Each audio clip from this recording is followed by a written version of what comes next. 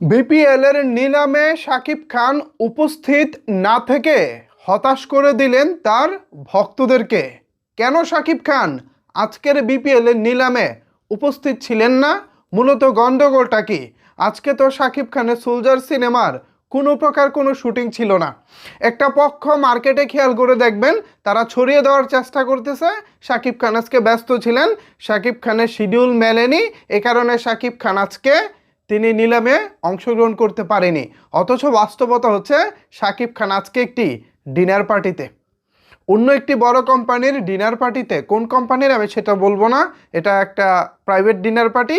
So যেহেতু এটা publicly আসেনি, আমি আপাতত এটা গোপনই রাখলাম।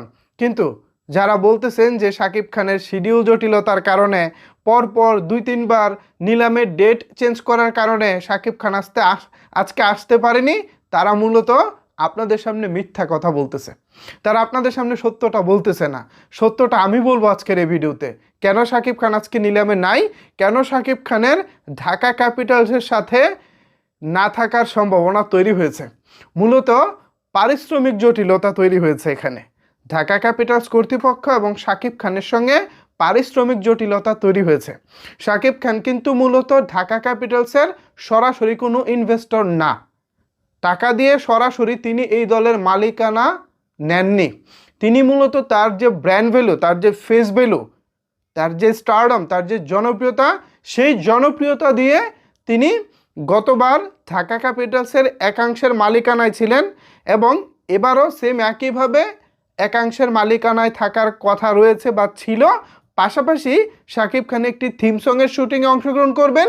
এছাড়া ঢাকা ক্যাপিটালসের প্রায় 6 থেকে 7টি ম্যাচ মাঠে উপস্থিত থেকে উপভোগ করবেন।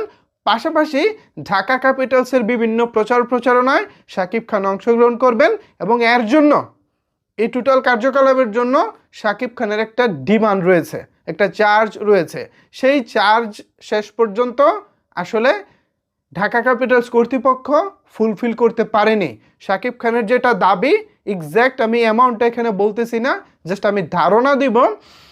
শাকিব খানের যেটা দাবি এবং ঢাকা ক্যাপিটালস যেটা দিতে চাচ্ছে, সেখানে বেশ বড় গ্যাপ রয়েছে, একটা বড় ব্যবধান রয়েছে। 19-20 হলেও একটা কথা ছিল, সেখানে 10-20-এর একটা ব্যবধান, মানে 10-20 এরকম একটা ব্যবধান রয়েছে। 18-20 কিংবা 19-20 এরকম যদি হতো, তাহলেও হয়তো বা শেষ পর্যন্ত শাকিব খান আজকে নিলামে উপস্থিত থাকতেন। কিন্তু গতকাল রাত প্রায় 3টা পর্যন্ত শাকিব খান এবং ঢাকা ক্যাপিটালস কর্তৃপক্ষের বেশ একটা রুদ্রদ্বার একটা বৈঠক ছিল, একটা জমজমাট একটা বৈঠক ছিল, যে বৈঠকে ফাইনাল করার কথা ছিল শাকিব খান কি করবেন বিপিএলে। থিম সং থেকে শুরু করে কোন কোন ম্যাচ তিনি মাঠে বসে দেখবেন, কি প্রচারণা করবেন, নানা বিষয় নিয়ে মূলত একটা মানে জমজমাট একটা বৈঠক ছিল। বাট সেই বৈঠকটা শেষ পর্যন্ত আর ফলপ্রসূ হয়নি। এ কারণে আমরা ফাইনালি আজকে শাকিব খানকে আসলে নিলামে দেখিনি। এই হচ্ছে মূলত বাস্তবতা। এখন আমি মেগাস্টার শাকিব খানকে বলতে চাই, দেখুন, সবসময় টাকা দিয়ে, পারিশ্রমিক দিয়ে নিজের সব কিছু বিবেচনা করলে হয় না। কিছু কিছু সময় ভক্তদের খুশিটা দেখতে হয়, কিছু কিছু সময় নিজের আত্মসম্মানকেও দেখতে হয়।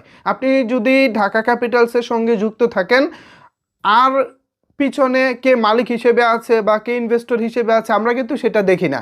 সাধারণ দর্শকরাও সেটা দেখে না। সবাই জানে এটা শাকিব খানের দল, শাকিব খান এখানে ইনভেস্ট করেছেন। টোটাল আত্মসম্মান, টোটাল মর্যাদা কিন্তু ভাই আপনারই থাকে। সো সবসময় পারিশ্রমিক, টাকা পয়সা নিয়ে ভাববেন না।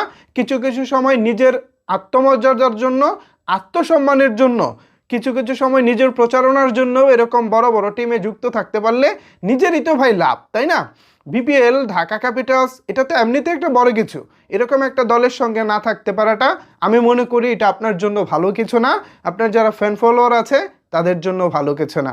কি বলেন ভিউয়ার্সরা, আমি কি ভুল কিছু বলেছি? মূলত এরকমই একটা ঘটনা ভিতরে ঘটেছে। এখন এ কারণেই মূলত শাকিব খানকে এখনও পর্যন্ত আজকে নিলামে পাওয়া যায়নি। সো ভবিষ্যতে তিনি দলের সাথে থাকবেন কি থাকবেন না, সেটাও অনেক যদি কিন্তুর উপরে নির্ভর করতেছে। সো এই হচ্ছে বাস্তবতা। এখন এ বিষয়ে আপনারা কি ভাবছেন, আপনারা কি বলতে চান, জানাতে পারেন নিচের কমেন্ট বক্সে। ধন্যবাদ সবাইকে এতক্ষণ আমার সাথে থাকার জন্য।